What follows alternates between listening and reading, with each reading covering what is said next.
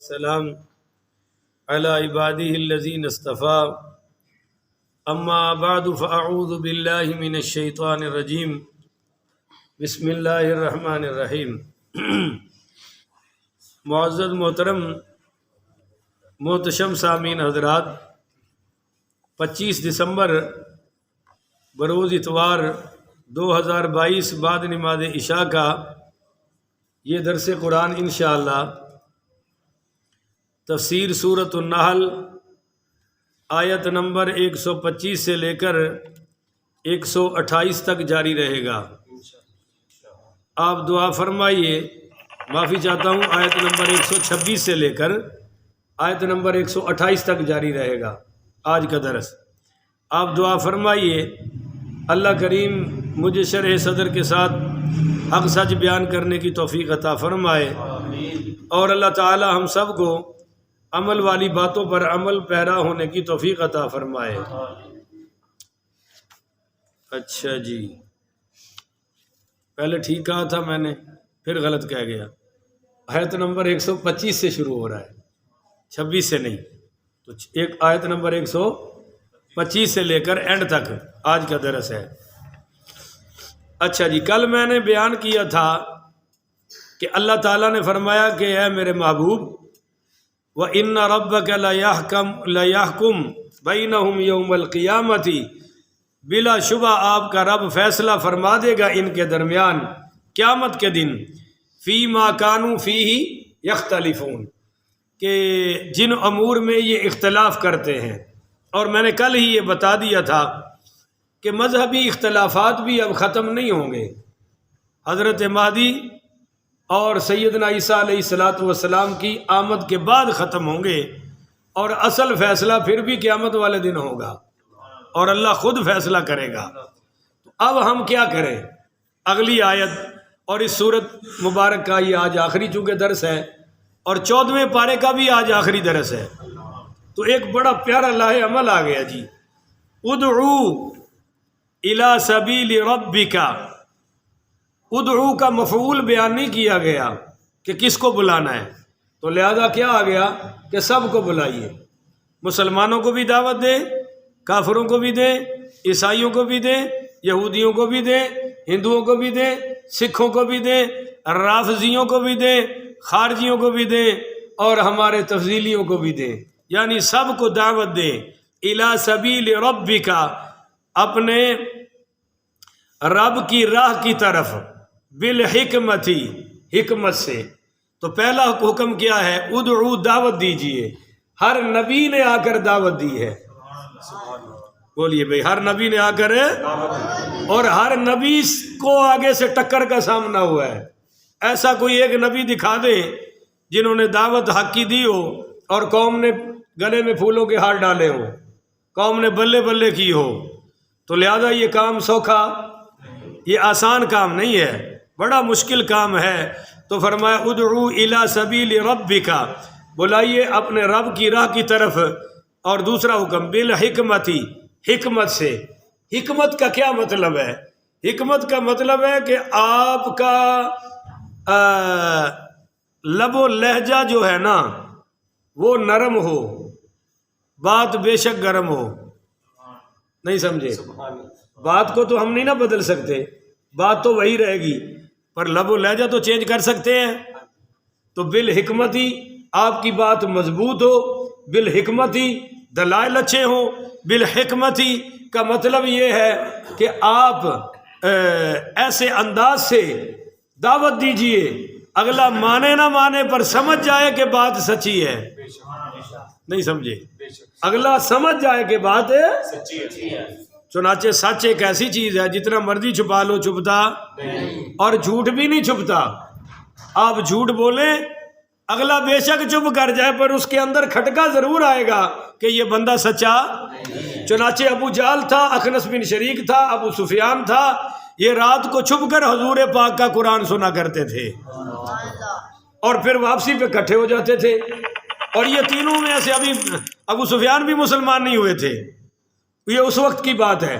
وہ تینوں کہتے تھے یار سارا دن لوگوں کو روکتے ہو کہ حضور کا قرآن نہ سنے، خود سنتے ہو، تو تیسری رات جا کر ابو جہل نے کہا بھائی مخالفت اپنی جگہ پہ، رب کعبہ کی قسم محمد بھی سچا ہے، محمد کا قرآن بھی سچا ہے، نہ ماننا یا ماننا علیحدہ بات ہے، سمجھ تو آ گئی نا کہ سچ ہے۔ اس کو کہتے ہیں بالحکمہ۔ ہر نبی نے حکمت کا استعمال کیا ہے، اگر ہر نبی تبلیغ میں ڈنڈا اٹھا لیتا تو کوئی قوم بھی سلامت ہے اور پھر بس سہاگا ہی سہاگا ہوتا جی۔ اچھا جی، تیسری بات والموعظہ تھی۔ والموعظہ کا مطلب عمدہ نصیحت، لچر گفتگو نہیں، گھٹیا گفتگو نہیں۔ اب جس طرح مولوی صاحبان لطیفے بھی سنا لیتے ہیں، بڑی بڑی عجیب و غریب قسم کے جملے استعمال کرتے ہیں، تو ان کو موعظہ کا پتہ نہیں۔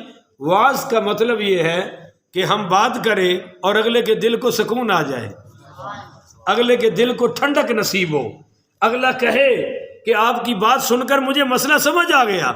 یہ نہیں ہونا چاہیے کہ آج کل کیا کہتے ہیں جی، مزہ آ گیا۔ کیا کہتے ہیں جی؟ تو وہ تو بھائی مٹھائی کھا کے بھی آ جائے گا، پکوڑے سموسے کھا کے بھی آ جائے گا۔ تو یہ واعظ کا مقصد مزہ دینا، کانوں کا چسکا نہیں ہے، دلوں کا سکون ہے۔ اچھا جی، چوتھی بات آگے ہے الحسنۃ، کہ آپ نے حسنہ کا مطلب انداز سونا ہونا چاہیے۔ بولو جی، انداز مجمع کی بےزتی نہیں ہونی چاہیے، کسی کو ڈی گریڈ کر کے بات نہ سمجھائیں، کسی کو ڈی ویلیو مت کریں۔ ہم خطیبوں میں یہ بڑا روگ ہے۔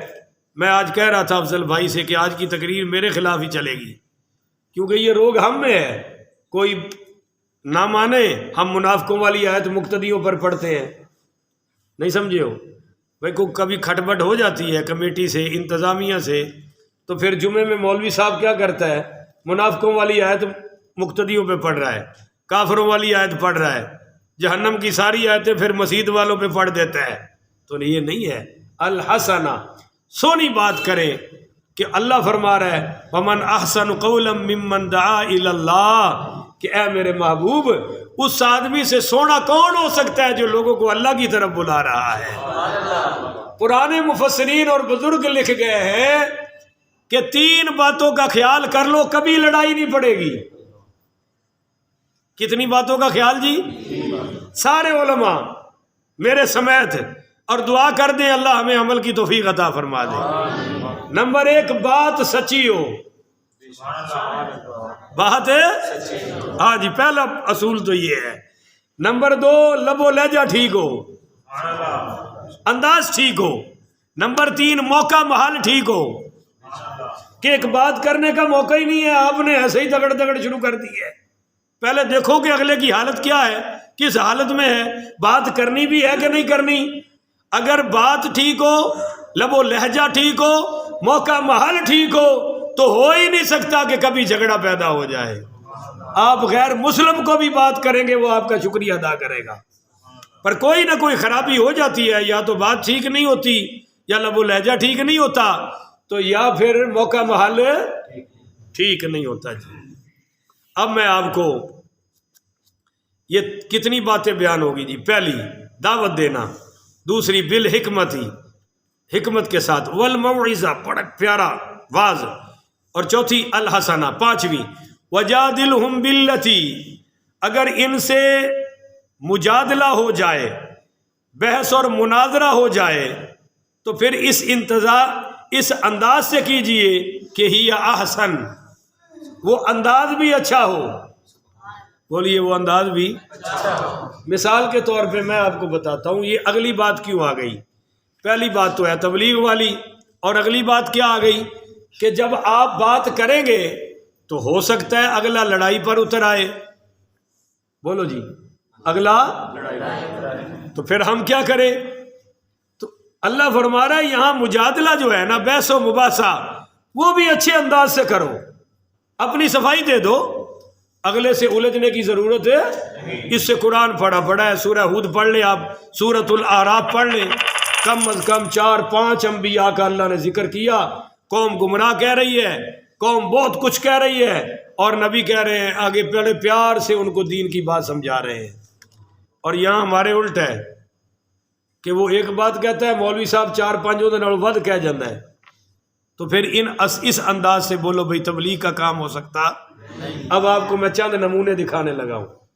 ہمارے نبی کریم رؤوف الرحیم پڑھیے صلی اللہ علیہ وآلہ وسلم تشریف لے جا رہے ہیں، اونٹنی پر سوار ہیں، ایک دیہاتی آیا، اس نے اونٹنی کی مہار پکڑ لی اور کہنے لگا محمد آگے تب جانے دوں گا، پہلے میرے سوال کا جواب دو، اور ساتھ ہی کہہ دیا میں دیہاتی آدمی ہوں، لب و لہجے کی آپ نے غصہ نہیں کرنا۔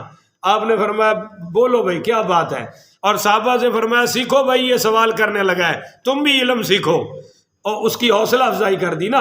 اس نے اپنا سوال کیا، میرے آقا نے عمدہ جواب عطا فرما دیا۔ فرمایا بھائی اب تو جا سکتے ہیں، اب تو مہار چھوڑ دو۔ اس نے مہار چھوڑ دی اور حضور چلے گئے۔ اچھا جی، صفیں بن چکی ہیں اور تکبیر ہو چکی ہے، ایک دیہاتی آ گیا، وہ تھوڑا سا بزرگ تھا، کہنے لگا محمد جماعت بعد وچوں پہلے میری گل سنو، یہ ادب المفرد میں ہے۔ اور لگا میں جماعت ہوگی تو بات بھول جاؤں گا، بزرگ آدمی ہوں، مجھے یاد نہیں رہے گا، پہلے آپ میری بات سنیں پھر جماعت کرائیں۔ اب صحابہ بھی کھڑے ہیں، تکبیر ہو چکی ہے، میرے آقا نے فرمایا فرمائیے۔ اس نے کہا میں بڑا غریب ہوں، میری مدد فرما دیجئے۔ آپ نے فرمایا ٹھیک ہے بھائی، تم تو بھول جاؤ گے، ہم نہیں بھولیں گے، سلام پھیرتے ہی تیری مدد کر دیں گے۔ پہلے بات سنی ہے اور پھر نماز پڑھائی ہے۔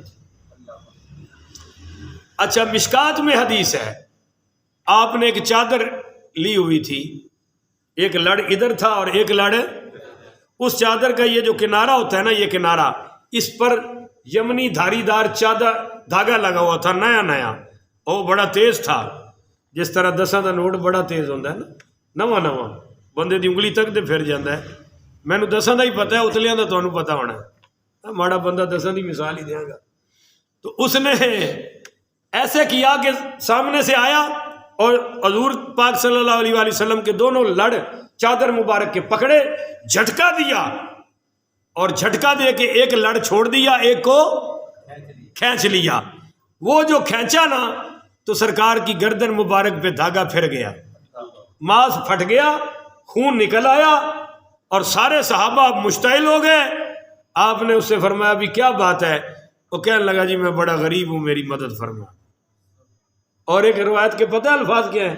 کہنے لگا محمد میں تیرے مال سے نہیں مانگ رہا، تیرے ابے کے مال سے نہیں مانگ رہا، رب کے دیے ہوئے مال سے مانگ رہا ہوں۔ اب گردن بھی زخمی کر دی اور لب و لہجہ بھی دیکھ لو۔ حضرت عمر کہہ رہے ہیں مجھے اجازت دے میں اس کی طبیعت صاف کروں۔ فرمایا نہیں بلال، اس کو سواری بھی عطا کر دے اور جو کہہ رہا ہے وہ بھی عطا فرما دے۔ یہ ہے کہ اگر کوئی اس حد تک اتر آئے تو پھر ہم نے کیا کرنا چاہیے؟ ہمیں یہی کرنا چاہیے جو پیارے مصطفیٰ کر رہے ہیں۔ اگر آپ اجازت دیں تو چھوٹی سی پیاری سی مثال بیان کر دوں۔ ایک دیہاتی ایسا بھی آیا جس نے صرف پٹاں دے اتے اتے لنگی بنی سی، انہوں کی کہندے ہو تسی؟ اجڑی اتے لنگوٹ بنی سی، جس طرح شیراں والے باغ میں نہیں پہلوان ایڈی کے وہ بن کے، کوئی شرم حیا ہی کوئی نہیں بھائی، سارے ننگے نے بدبخت پہلوانی ہو رہی ہے، ایڈی کے وہ پائی ہوندی بس لنگوٹی جی، اس طرح کے ہیں جی، ان کی کہتے ہیں جاگیا پہنی ہوتی ہے، وہ ٹوٹل ننگے ہیں، فرشتے لعنت کر رہے ہیں دیکھنے والوں پر بھی دکھانے والوں پر بھی، پر وہ سرے عام لگے ہوئے ہیں، پہلوانی ہو رہی ہے جی۔ خیر وہ آیا، اس نے لنگوٹ پہنا ہوا تھا، مسجد نبی میں داخل ہوا، اور بخاری میں روایت ہے وہ لنگوٹ اٹھایا اور بول کرنے بیٹھ گیا ڈائریکٹ۔ اب صحابہ بھاگے تو آپ نے فرمایا بھی رک جاؤ، اب تو وہ شروع کر چکا ہے، اب تم کیا کرو گے؟ تو میں کہندا ہونا بھئی حضور نے روک لیا، ساڈے دور چ کوئی چھوٹا کرے اسی مار مار کے بڑا آپ ہی کٹ دیاں گے، کیونکہ ہم میں تو برداشت ہے ہی نہیں ہے۔ جب اس نے پیشاب کر لیا آپ نے فرمایا ادھر آؤ بھائی، اب وہ گوڈے ننگے، ادھے پٹ ننگے، اور آگے آپ نے فرمایا کہاں سے آئے ہو؟ یہ فلاں قبیلے سے۔ فرمایا یہ تم نے کیا کیا ہے؟ مسجد ہے، اللہ کی عبادت ہوتی ہے، یہاں پیشاب کرنا جائز ہے؟ کہنے لگا جی مجھے تو پتہ ہی نہیں، بس آ گیا تھا میں نے کر دیا۔ فرمایا یہ تم نے کپڑے پورے کیوں نہیں پہنے؟ کہنے لگا جی غریب آدمی وہ ہے ہی نہیں، قبیلہ بنو سلیم سے تعلق تھا اس کا، وہ تھوڑا سا دور تھا، فرمایا بلال جی آمنہ کے لال اس کو کپڑے بھی عطا کرو اور اس کو سواری بھی عطا کر دو۔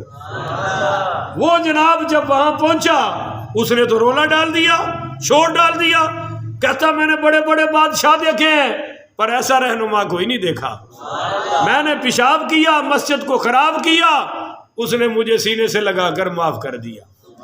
اب قبیلے والے کہتے ہیں بھائی تو چاہتا کیا ہے؟ کہنے لگا میں یہ چاہتا ہوں کہ آؤ میرے ساتھ سارے مل کے چلو، میں بھی کلمہ پڑھتا ہوں، تم بھی کلمہ پڑھ کے مسلمان ہو جاؤ۔ چنانچہ وہ سارے قبیلے کو لایا، خود بھی کلمہ پڑھا اور سارا قبیلہ کلمہ پڑھ کر مسلمان ہو گیا۔ تو یہ ہے کہ وجادلہم باللتی ہی احسن۔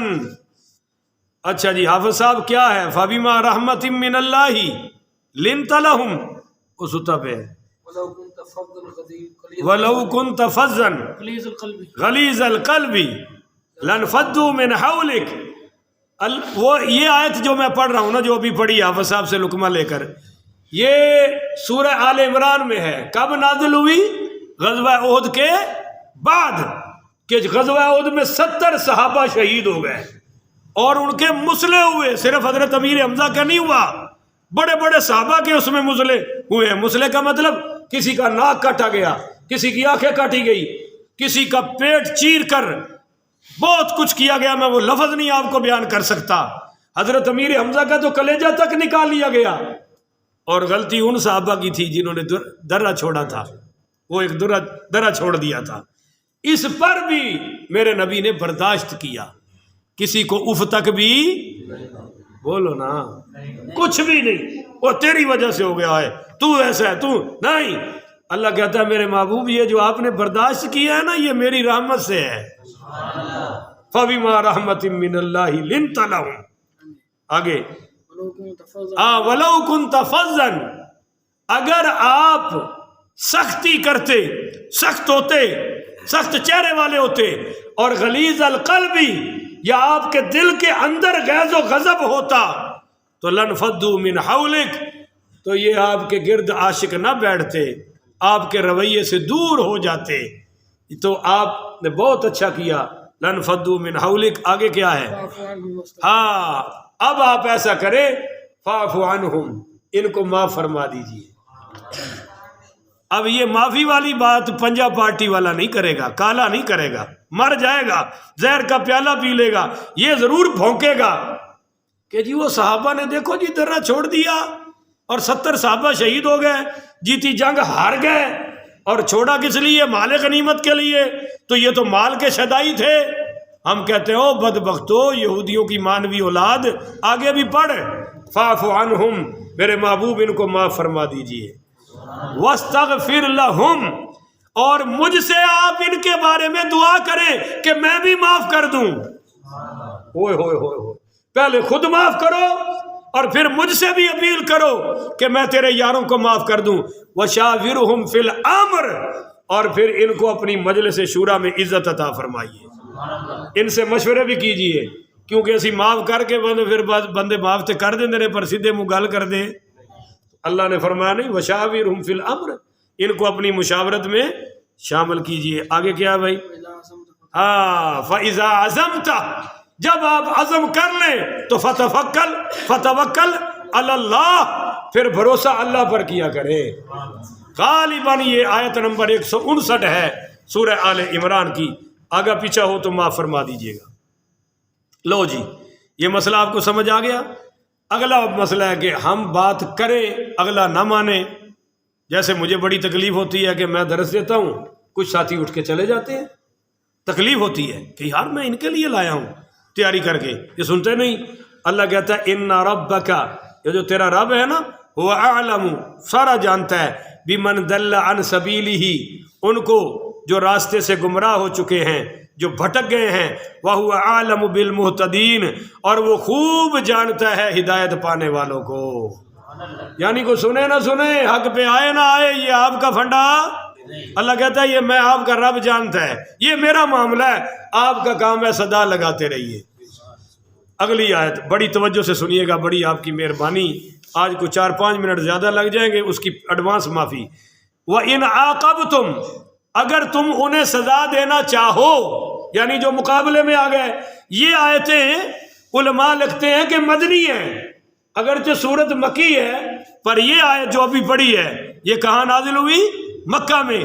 اور غزوہ احد کی وجہ سے کہ جب حضرت امیر حمزہ رضی اللہ تعالی عنہ کا مسلح کیا ہوا ناش مبارک حضور نے دیکھی تو آپ بڑے غمگین ہوئے اور قسم اٹھا کے فرمایا کہ جب اللہ مجھے غلبہ دے گا تو میں اپنے ایک چچا کے بدلے 70 کافر قتل کروں گا اور 70 کا مسلح کروں گا. تو جبریل امین آ گئے اور یہ آیت لائے وَإِنْ عَاقَبْتُمْ، اگر آپ انہیں سزا دینا چاہیں تو فَعَاقِبُوا، تو آپ انہیں سزا دو بِمِثْلِ مَا عُوقِبْتُمْ بِهِ، لیکن اس قدر جتنی تکلیف انہوں نے آپ کو پہنچائی ہے اس سے زیادہ آپ دے سکتے نہیں. پہلے تو سن لیں کہ وہ کیا طریقہ کار ہے. اس کی تھوڑی سی بحث آپ کے علم میں انشاءاللہ میرے اور آپ کے نالج میں بڑا اضافہ ہوگا. اور بڑی پیاری بات یہاں آگئی قرآن میں ہے سورہ مائدہ میں کہ ان النفس بالنفس، جان کے بدلے جان لو، والعین بالعین، آنکھ کے بدلے، والانف بالانف، اور ناک کے بدلے کسی نے ناک توڑا تو توڑ دو. اچھا آگے سنیے جی، والاذن بالاذن، کان کے بدلے کان، والسن بالسن، اور دانت کے بدلے دانت، والجروح قصاص فمن تصدق به فهو کفارۃ له، اور فرمایا کہ تمام زخموں کا قصاص اسی طرح ہوگا، البتہ اگر تم معاف کر دو گے تو یہ معاف کرنا تمہارے گناہوں کی بخشش کا ذریعہ بن جائے گا. تو جتنی سزا اگلے نے جتنا نقصان پہنچایا ہے اتنا ہی نقصان اس کو پہنچانا ہے. اب سمجھے، اس کی تفصیل سمجھے. مثال کے طور پہ ہمارا کسی نے انڈا چرایا ہے تو ہم بھی اس کا انڈا چرا سکتے ہیں، لے سکتے ہیں، انڈے کا بدلہ انڈا ہی ہے. کوئی مرغی چرا لے تو بدلے میں مرغی لینا جائز ہے، کوئی بکری چرا لے تو بدلے میں بکری لینا بالکل جائز ہے. پر اگر کوئی پتھر مار کے سر پھوڑ کے قتل کر دے تو اب اس کو علماء کہتے ہیں کہ پتھر مار کے مت مارو، تلوار سے ہی قصاص لے لو، کیونکہ قتل کا بدلہ تو قتل ہے نا. پر یہ ضروری نہیں کہ پتھر سے کرو، تلوار سے کر لو، قصاص تو لینا ہی لینا ہے. ایک مسئلہ تو یہ یاد رکھو. دوسرا مسئلہ یہ ہے کہ یہ آپس کے مسلم معاشرے کا قانون ہے کہ جتنی تکلیف دی ہے اتنی بدلے میں تکلیف ہے تم بھی دے لو، زیادہ دے نہیں. پر اگر کافروں سے جنگ ہو رہی ہے تو پھر یہ نہیں وہ گلیل مارن تیسی بھی گلیل ماریے، وہ وٹا مارن تیسی بھی مٹا ماریے، وہ ایک گولی مارن تیسی بھی ادھر ایک گول کر ایک کریے. جس طرح اب انڈیا بدماشی کرتا ہے اور ہماری فوج کیا کہتی ہے؟ بھرپور جواب دے دیا ہے. افغانستان والے مار رہے ہیں اور ادھر سے کیا خبر آتی ہے؟ وہ جی بھرپور جواب دے دیا ہے. یعنی یہ جواب دین جوگے پر نہیں. اللہ کہتا ہے جب کافروں سے مڑ بھیڑو تو پھر تباہی اتار دو، پھر ان کو چھوڑنے کی ضرورت ہے. یہ مسلم معاشرے کہہ کے جتنی تکلیف دے دی ہے اتنی تم بھی بدلہ لے لو. وَلَئِن صَبَرْتُمْ، اگر تم صبر کر لو، آیت آئی تو لَهُوَ خَيْرٌ لِلصَّابِرِينَ، تو صبر بڑا ہی بہتر ہے صبر کرنے والوں کے لیے. تو حضور پاک صلی اللہ علیہ وسلم نے فرمایا بھی میں صبر کروں گا، اور اپنی قسم کا کفارہ ادا کیا، اور صحابہ سے بھی فرمایا معاف کر دو. اللہ نے پھر فرمایا وَاصْبِرْ، آپ صبر فرمائیے، پر وَمَا صَبْرُكَ إِلَّا بِاللَّهِ، آپ صبر تب بھی کریں گے جب اللہ عطا فرمائے گا. اللہ کے بغیر کوئی صبر کر سکتا؟ اچھا جی ایک حدیث سن لے اور بات پوری ہو گئی. عن حذیفہ قال قال رسول اللہ صلی اللہ علیہ وسلم وَلَا تَكُونُوا إِمَّاتًا تَقُولُونَ إِنْ أَحْسَنَ النَّاسُ احسنن. میرے نبی کریم صلی اللہ علیہ وآلہ وسلم نے فرمایا کہ اے مومنو، تم بے سوچے سمجھے، بغیر سوچے سمجھے لوگوں کی پیروی کرنے والوں نہ بنو کہ تم یہ کہنا شروع کر دو کہ اگر ہمارے ساتھ لوگوں نے اچھا سلوک کیا تو ہم بھی اچھا سلوک کریں گے. وَإِنْ ظَلَمُونَا ظَلَمْنَا، اگر انہوں نے ہم پر زیادتی کی تو ہم بھی ان پر زیادتی کریں گے. فرمایا ایسے نہ کہو ایسے نہ بنو، ولیکن وطنوا انفسکم ان احسن الناس ان تحسنوا، بلکہ تم ایسے بنو کہ جو تم سے اچھائی کرے اس سے اچھائی کرو، اور وَإِنْ أَسَاءُوا فَلَا تُظْلِمُوا، اور جو تم پر ظلم کرے تم اس کو بھی معاف فرما دو، اس کے ساتھ بھی برائی۔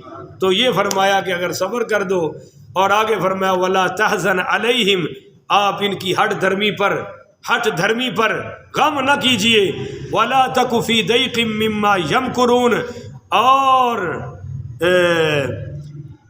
آپ فی ضیق، اپنے دل میں تنگی محسوس نہ کریں ان کے مکروں سے، ان اللہ، بے شک اللہ، مع الذین اتقوا، ساتھ ہے ان سے جو اللہ سے ڈر کے گناہ چھوڑ دیتے ہیں، والذین هم محسنون، اور جو نیک کاموں میں سرگرم رہتے ہیں اللہ ان کے خود ساتھ ہے۔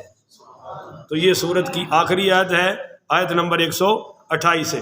آج اللہ کے فضل و کرم سے، اللہ کی مدد سے، اللہ کی عطا کی ہوئی توفیق سے، اللہ کی خاص عنایتوں سے، بے شمار کرموں اور فضلوں سے 14واں پارہ مکمل ہو گیا ہے۔ میں اس پر سب کو مبارکباد پیش کرتا ہوں اور اپنے اللہ کا شکر ادا کرتا ہوں۔ مجھ حقیر آ کر سے اللہ یہ خدمت لے رہا ہے، جو میرے سننے والے ہیں، سننے والیاں ہیں، سب کو مبارک ہو، اور سب کو اللہ اس کی خیر و برکت عافیت عطا فرمائے، اور اللہ ہمیں والناس تک یہ سفر جاری و ساری رکھنے کی توفیق عطا فرمائے۔ آخر ودعوانا ان الحمدللہ رب العالمین۔